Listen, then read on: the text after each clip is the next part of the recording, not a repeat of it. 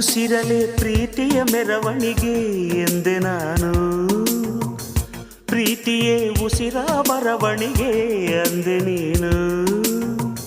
ಹೃದಯದ ಅಂತಃಪುರದಲ್ಲಿ ಹಚ್ಚುವೆ ದೀವಳಿಗೆ, ಆನಂದ ಬಾಷ್ಪದ ಅಂಬಲಿಯೇ ತುಂಬಲಿ ಬೊಗಸೆಗೆ.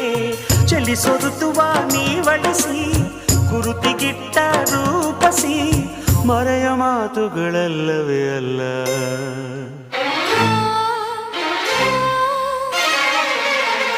ನಿನ್ನ ವಿನಃ ಪುನಃ ಪುನಃ ಕೇಳಿದರು, ನಿನ್ನ ವಿನಃ